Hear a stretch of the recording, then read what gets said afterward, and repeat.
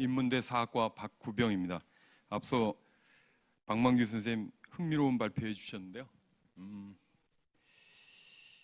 저도 그 뒤를 따라갈 수 있을지 매우 부담스럽습니다. 오늘 제가 준비한 간단한 강연의 제목은 코로나 시대 우리에게 여전히 필요한 것인데요.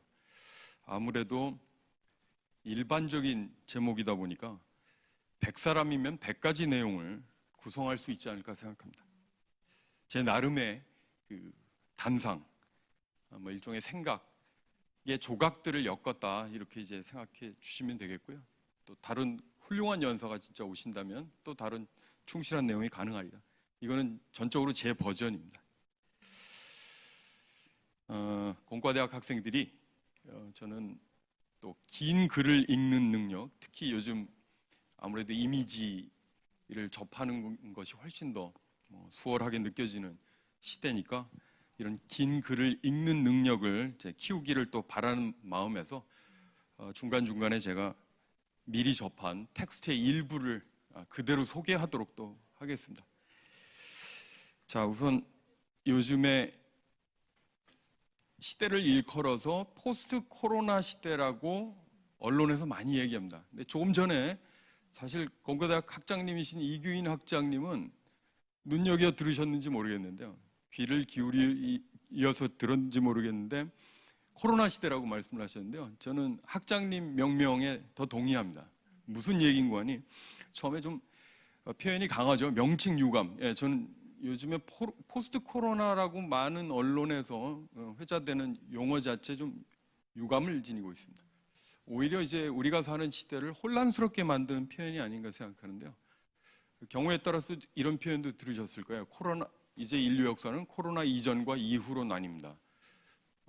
그러면은 말장난 같지만 코로나를 겪고 있는 지금은 뭐죠?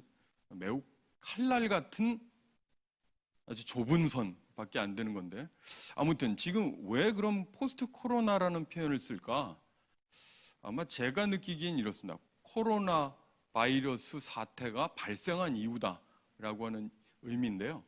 이것 자체가 이제 개념에 혼란을 준다는 게 제 생각이고, 자, 꽤 권위 있는 옥스포드 영어 사전을 보시면 포스트는 이렇게 되어 있습니다. 특정 개념이 중요하지 않거나 무의미하게 된 시기.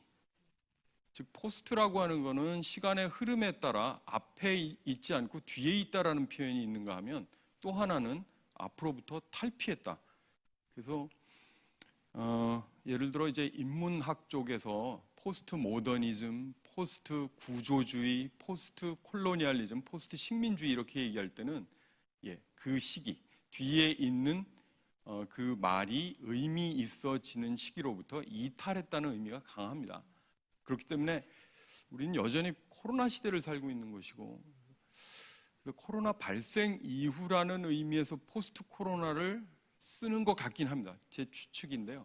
그거보다는 물론 이 코로나 이 발생 상황이 아주 긴 시대까지 가지 않고 간단한 시국 정도로 마무리됐으면 좋겠다라고 하는 개인적인 바람이 있습니다. 그래서 저는 코로나 시대보다도 사실 코로나 시국이라고 더 짧게 좀 이렇게 생각해 보면 어떨까? 곧 우리가 이 단계를 좀 넘어서 가야 되지 않을까 하는 생각이 있는데요. 당분간 저는 이제 코로나 시대라는 명칭으로 좀 이야기를 풀어나가도록 하겠습니다. 또 질병에 관한 이 적절한 명칭이 굉장히 논란이 됐었죠. 앞서서 강연해 주신 박만규 선생님 어원 대가신데요. 그 앞에서 제가 어원에 대해서 얘기하려니 굉장히 떨립니다만, 질병 그러면 이렇게 돼 있죠. this하고 is를 합친 거라고 생각하시면 됩니다. 그러니까 안락함이 사라진, 그래서 불편한 상태인 것이죠. 자, 우리를 이렇게 온라인으로만 만나게 한 그 질병의 명칭, 한때 특정 언론을 중심으로 우한 폐렴, 또 특정 집단, 또 특정 국가에서는 중국 바이러스라는 말까지 쓰는 경우도 있고요. 특정 인물이 쿵플루라고, 아마 이제 쿵푸를 하는 사람들이 걸린 플루다, 이런 의미로 쓴 것 같습니다. 굉장히 이제 경멸적인 표현처럼 이제 들리기도 하는 거죠. 그래서 이렇게 어떤 지역 명칭을 따서 그 질병의 명칭으로 하는 게 적절하지 않다는 판단도 있고, 그래서 코로나 바이러스 질병이라고 우리가 굉장히 중립적인 이런 명칭을 쓰고 있는데, 뭐 당연한 명명법이 아닐까 생각합니다.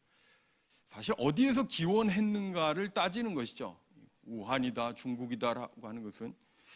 근데 가만히 생각해 보면 기원을 따지는 게 과학적인 것일까요? 저는 역사학 전공자인데 역사학과 기원은 굉장히 관련 있는 단어 같긴 합니다만, 저는 오히려 기원을 따지는 것은 역사나 과학 같지만 사실은 정치적인 접근이라고 생각합니다. 정치적인 의도가 굉장히 강할 수 있다라고 하는 거죠. 그래서 혹시 신문을 쭉 한번 검토해 보시면 이런 얘기가 최근에 뭐 나오고 있을 겁니다.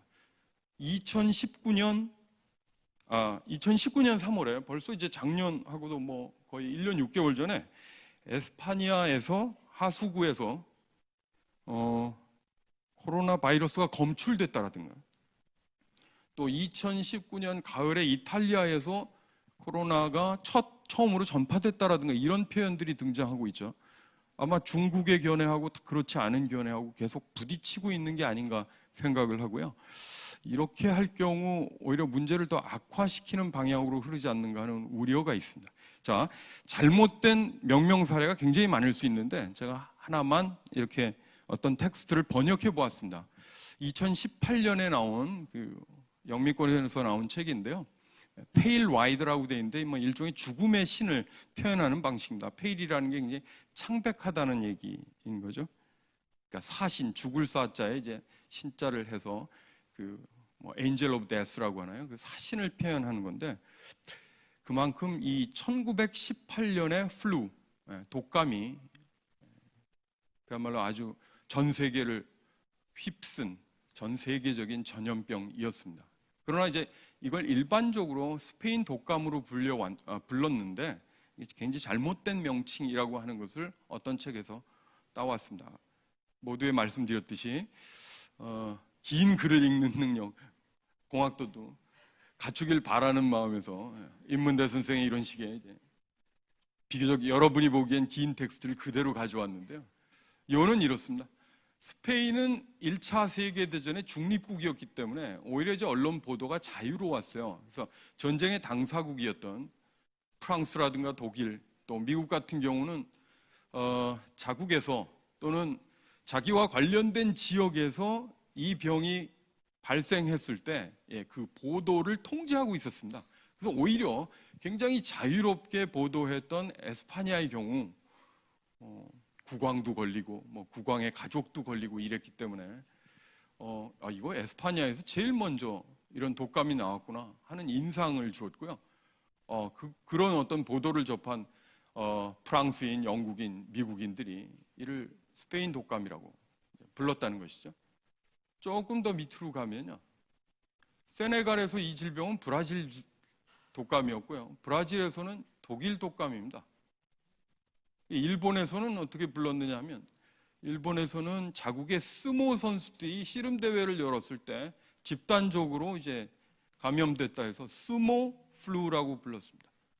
자, 이런 식으로 보시면 알겠지만 특히 이제 질병 같은 경우, 더더군다나 이제 뭐 대부분의 질병이 그렇지 않습니까? 자국 또는 자기 사회에서 먼저 이제 드러났다라고 하는 걸 인정하기도 꺼려하고 하는 것이 이런 어떤 명명에 반영된 게 아닌가 생각하고요. 특히 잘못된 명칭의 경우는 굉장히 큰 역사적인 흔적을 남기는 거 아닙니까? 자, 1918년의 플루는 당시 인구의 15억 명, 전 세계 인구의 15억 명 가운데 5억 명이 이제 감염된다라고 이제 기록되고 있습니다. 그 중에서도 많을 경우 이제 거의 1억 명 정도 사망을 한 거니까 사실 사망자 수로 보면 요즘의 코로나19 바이러스하고는 비교할 수 없을 정도로 많았던 것이죠. 자, 저는 또 서양 쪽 역사를 전공하는 사람으로서 이런 코로나 시대에 진짜 위기가 뭘까를 한번 생각해 봤는데, 제가 볼 때는 심각한 위기는 글로벌 리더십과 국제적 연대의 실종이 아닌가 생각합니다. 어른들이 없는 방 같죠. 흔히 뭐 G7이라는 표현에 여러분들 익숙하겠지만 중국과 미국을 G2라고 표현을 하는데 이건 G2가 아니라 G0이다, G0다 이런 표현들을 쓰고 있습니다. 중국이나 미국이나 말하자면 지도적인 위치에 있는 국가가 그 역할을 못한다는 표현이겠죠. 제가 좀 강하게 저질 지도자라고 했는데요. 상대방을 비난하기에 아주 열을 올리는 사람들인 것입니다. 상대방의 그 처지를 조금이라도 이해하려고 노력하지 않고 상대방을 비난하는 것에 머무는 사람들. 그리고 이제 각국의 비상시국 대응 과정에서도 뭐 이런 좀 국수주의적 고립 경향이 굉장히 강하지 않나. 뭐 초기에 당연히 인적 교류가 줄어드는 것은 어쩔 수 없다 하더라도 적절한 시점에서는 그 뭐 전통적인 국제적인 연대의 회복이라든가 또 예컨대 이제 이걸 해결하기 위해서 각국에서 백신을 만들고 있는데 이 백신을 만들 때의 국제적인 협력 같은 게 거의 눈에 띄지 않습니다. 자국에서 더 빨리 만들어야 된다는데 오히려 이제 경쟁적으로 마치 올림픽에서 금메달을 노리듯이 그런 어떤 분위기가 있지 않나 생각하고요. 자, 제가 그래서 그 좀 더 우리가 합리적으로 이 문제 해결의 방향을 좀 다시 한번 점검할 필요가 있겠다. 전 세계적인 차원의 협력과 연대의 가능성을 어떤 부분에서 좀 우리가 계속 유지하고 더 열어야 할까를 고민해야 되지 않을까 하는 차원에서 이런 고민을 잠깐 해보았고요. 대책의 몇 가지 방향도 그렇습니다. 제가 이제 이렇게 소개한 내용은 예를 들어 이제 유럽에서는 최근에 독일과 프랑스가 유럽 전체에서 차지하는 비중이 거의 3분의 1 가까울 겁니다. 이 두 나라만 하더라도 거의 30%를 차지한다고 제가 적어놨는데요. 유럽 연합 국가의 어쨌든 굉장히 중심축으로서 구제 연대 기금에 꽤 많은 돈을 조성하기로 합의한 내용인데 그래도 제가 봤던 뉴스 가운데 그래도 희망을 던져주는 소식이 아닌가 생각을 하고요. 그럼 물론 이제 이 위기가 어떻게 생겨났느냐를 좀 더 깊이 따져봐야 되겠지만 예를 들어 기후, 환경, 생태의 다양성이라고 하는 것들이 크게 이제 파괴된 것과 이 질병의 발생하고는 밀접한 관련이 있을 것입니다. 또 하나 이런 위기를 극복하는 과정에서 각국에서 정부의 역할이 아다시피 굉장히 커졌죠. 그래서 큰 정부 얘기가 굉장히 많고요.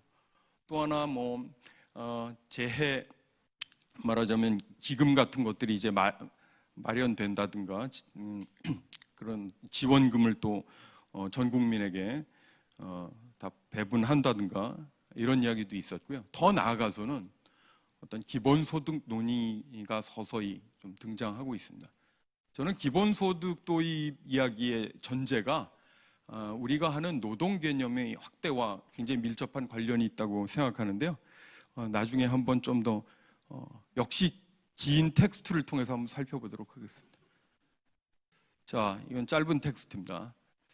제가 제목을 이제 세계가 여전히 필요로 하는 것 또는 이 시대, 코로나 시대에 우리에게 여전히 필요한 것이라고 달았는데 그것은 이제 버틀런트 러셀이라는 사람의 말에서 이제 따온 겁니다. 기고문 중에 있는 표현에서 따온 건데요. 1954년 대단히 옛날 얘기긴 합니다만 이게 2차 세계대전 끝나고 말하자면 전쟁을 반성하면서 이 세계적인 석학이었던 그야말로 뛰어난 수학자요, 철학자요, 게다가 노벨 문학상까지 받았던 버틀런트 러셀 경이 이렇게 얘기하고 있습니다. 세계가 필요로 하는 것은 합리성, 관용, 그리고 인류 구성원들 간의 상호 의존의 실현.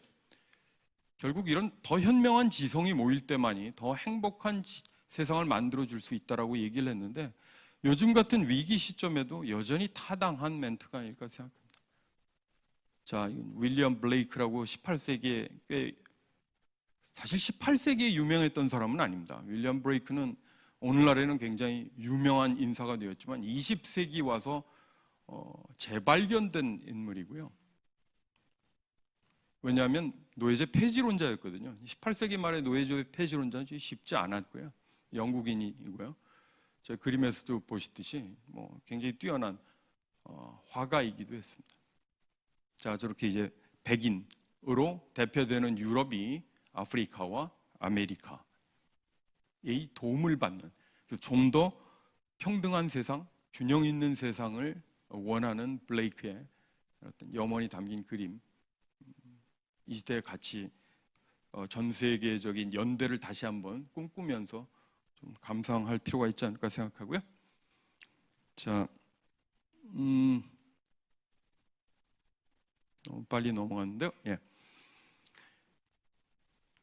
그러니까 박만규 선생님께서도 이제 프레임을 바꿔라 말씀하셨는데, 역시 이제 대안을 찾는다라고 할까요? 또 우리가 어떤 생각의 틀에 갇혀서, 경계에 갇혀서 있는 상태가 굉장히 위험할 수 있다라고 하는데 이제 동의를 하고요. 아주대학교 역시 지성의 연결을 강력하게 이제 선도하고 있는 학교 아닙니까? Connecting Minds. 나의 지성과 남의 지성이 더 큰 현명한 지성을 만들어내며 더 큰 가능성을 이제 모색하자는 말씀이죠. 그러기 위해서는 기존의 사고로부터 탈피하는 게 굉장히 필요합니다. thinking도 필요하지만 unthinking이 필요하다는 것이고요. 제가 이제 접했던 두 책, 그냥 영어 제목을 그대로 표현해 봤습니다. 이메뉴얼 월러스틴, 굉장히 유명한 사회학자였는데요. 1991년에 쓴 책 제목을 통해서 Unthinking Social Science 그러면 사회과학 대학생들이 이 강의를 안 들었으면 좋겠는데요. 저 그대로 하면 사회과학으로부터의 탈피가 되거든요. 또는 좀 강하게 얘기하면 사회과학을 잊어라 뭐 이런 표현이 될 수도 있어서 농담을 한번 해봤고요. 기존의 사회과학으로부터의 탈피, 기존의 사고방식으로부터의 탈피를 의미하는 것입니다. DJ 킴이 혹시 어떤 분인지 공학도 여러분 바로 감이 오시나요? 학장님은 빙그레 웃고 계신데요. 서생적 문제의식과 상인적 현실 감각. 김대중 대통령입니다. 그야말로 그 대안을 찾기 위해서는 역시 서생적 문제의식과 상인의 현실 감각이 결합돼야 하지 않을까 하는 생각이 갑자기 들어서 제 성향을 좀 엿볼 수 있다고 마구 학생들이 댓글을 다는 것 같은데, 그렇게 생각해도 뭐 좋습니다. 자, 이게 이제 긴 글을 너무 많이 소개하다 보니까 마지막으로 벌써 들어갔는데요. 앞으로 좀 넘기기가 쉽지 않은데요. 이런 조금 더 앞으로 좀 뒤로 갔는데요. 죄송합니다. 조금 더, 두 개만 더, 하나만 더. 됐습니다. 하나만 더 앞으로요. 이게 미국과 중국이 지금 갈등하는 모양새를 하고 있는데요. 이건 뭐 사회과학도들이 또 국제 관계에 관심이 있는 친구들이 그야말로 이제 좀 더 집중할 수 있는 책이 아닐까 생각합니다. 그레이엄 앨리슨이라고 하는 꽤 유명한 이제 하버드 대학의 정책학 교수가 이런 책을 썼습니다.